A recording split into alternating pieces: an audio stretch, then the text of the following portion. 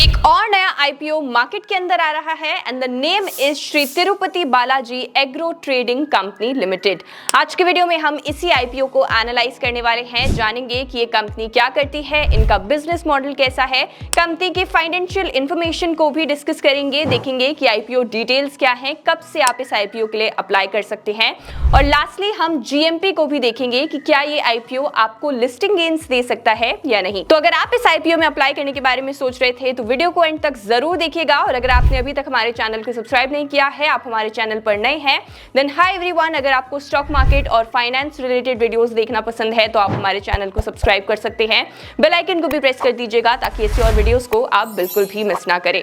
और अगर आप इन्वेस्टमेंट करना चाहते हैं लेकिन आपके पास डीमैट अकाउंट नहीं है तो डिस्क्रिप्शन में लिंक दिया गया है, आप जाकर वहां से फ्री में अपना डीमैट अकाउंट ओपन करवा सकते हैं। तो चलिए वीडियो को स्टार्ट करते हैं। अगर मैं बात करूं कंपनी की, then the company was established in October 2001।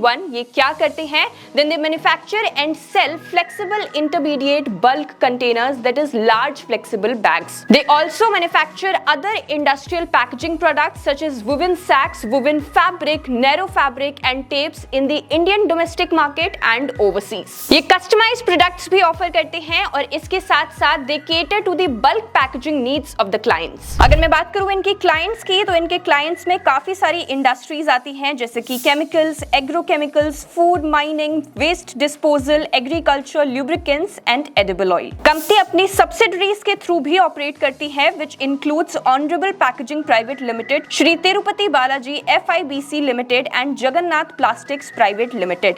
The company currently operates 5 manufacturing units, जिसमें से इनकी 3 मैन्युफैक्चरिंग यूनिट्स आईएसओ सर्टिफाइड हैं। As of July 2024 the company has 857 department employees. तो चलिए, हमने ये तो जान लिया कि आखिर कंपनी क्या करती है, अब जल्दी से इनके फाइनेंशियल्स को भी देख लेते हैं। तो देखिए, अगर मैं फाइनेंशियल्स की बात करूं तो Shri Tirupati Balaji agro trading company ये जो है ये एक प्रॉफिटेबल कंपनी है। The company's revenue increased by 16% and profit after tax rose by 74% between the financial year ending 31st March 2024 and 31st March 2023। अगर मैं बात करूं assets, revenue, profit after tax, net worth, reserves and surplus और total borrowings की, तो 2023 में इनके assets थे 392 crore rupees which increased in 2024 to 516 crore rupees. अगर मैं रेवेन्यू की बात करूं तो 478 करोड़ रुपीस का रेवेन्यू किया था इन्होंने 2023 में, which increase to 552 crore rupees in 2024।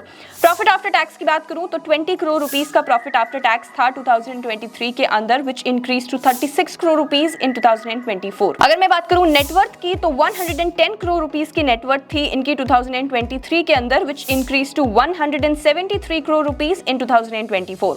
Reserves and surplus की बात करी जाए तो 109 करोड़ रुपीस के रिजर्व्स एंड सरप्लस थे 2023 के अंदर, which decrease to 106 crore rupees in 2024। Total borrowings की बात करी जाए तो 223 करोड़ रुपीस की टोटल बोरोइंग्स थी 2023 के अंदर, which increase to 243 crore rupees in 2024। चलिए, अब इनके की परफॉर्मेंस इंडिकेटर्स को भी देख लेते हैं। तो अगर मैं श्री तिरुपति बालाजी आईपीओ के मार्केट कैपिटलाइजेशन की बात करूं, then it is 677 crore rupees. ROE, that is return on equity, is 20.84%. ROCE is 16.29%. Debt to equity 1.41 का है. Return on net worth is 20.84%. Price to book value is 3.01 and PAT margin, that is profit after tax margin की बात करूं तो it is 6.53%. EPS है इनका 5.4 का और price to earnings है 15.37 का। अगर मैं इनके peers से इनके price to earnings को कंपेयर करूं तो इनका एक peer है which is commercial syn bags limited, जिसका पीई रेशियो है 37 का। Then MB industries limited with a PE of 22 and Rishi tex limited with a PE of 33।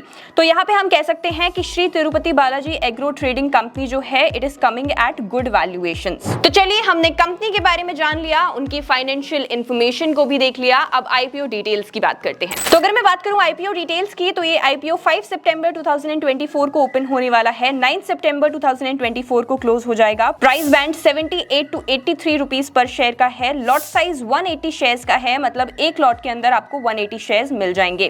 Total issue size की बात करूं तो ये है 169 करोड़ रुपीस का, जिसमें से 122 करोड़ रुपीस का फ्रेश इशू और 47 करोड़ रुपीस का ऑफर फॉर सेल है। इशू टाइप की बात करूं तो ये एक बुक बिल्ड इशू आईपीओ है, जिसकी लिस्टिंग बीएसई और एनएसई दोनों पर होगी। अगर मैं आईपीओ टाइमलाइन की बात करूं, then the basis of allotment is on September 10th। अगर आपको अलॉटमेंट नहीं मिलता है तो सितंबर 11th तक आपके पास रिफंड्स आ जाएंगे, और अगर आपको अलॉटमेंट मिल जाता है then the shares will be credited to your demat account till 11th of September. इस आईपीओ की लिस्टिंग डेट सितंबर 12th रखी गई है। चलिए अब रिटेल और एचएनआई कैटेगरी के मिनिमम और मैक्सिमम लॉट साइजेस को भी देख लेते हैं। तो रिटेल मिनिमम 1 लॉट के लिए अप्लाई कर सकते हैं, जिसके अंदर उन्हें 180 शेयर्स मिलेंगे अमाउंटिंग टू 14,940 रुपीज। अगर मैं बात करूं रिटेल मैक्सिमम 13 लॉट्स के लिए अप्लाई कर सकते हैं, जिसके अंदर उन्हें 2,340 शेयर्स मिलेंगे amounting to 1,94,220 rupees. Small HNI minimum 14 lots के लिए अप्लाई कर सकते हैं, जिसके अंदर उन्हें 2,520 शेयर्स मिलेंगे amounting to 2,09,160 rupees.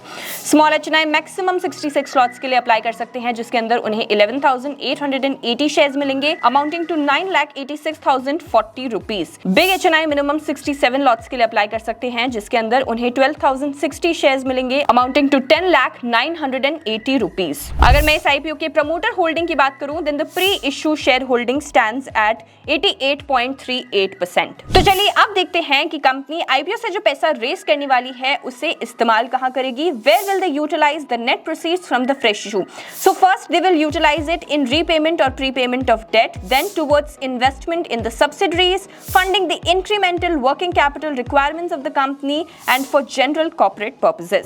So far we have discussed everything that is related to the IPO. हमने देख लिया कि कंपनी क्या करती है, उनका बिजनेस मॉडल कैसा है, उनकी फाइनेंशियल इंफॉर्मेशन को भी देख लिया। उसके बाद हमने आईपीओ डिटेल्स को डिस्कस किया कि आप कब से आईपीओ के लिए अप्लाई कर सकते हैं। चलिए अब हम देखते हैं कि आखिर इस आईपीओ का जीएमपी क्या चल रहा है और क्या ये आईपीओ आपको लिस्टिंग गेन्स दे सकता है या नहीं। तो अगर मैं इस आईपीओ के लास्ट जीएमपी की बात करूं तो it was ₹8 updated on September 3rd, 2024 with a price band of 83 rupees, जिसके हिसाब से estimated listing price is 91 rupees and the expected percentage gain per share is 9.64%। अब देखिए अगर हम जीएमपी को देखें तो यहाँ पे 9.64% का एक्सपेक्टेड गेन पर शेयर आपको देखने को मिल रहा है, जो कि काफी ज्यादा कम है।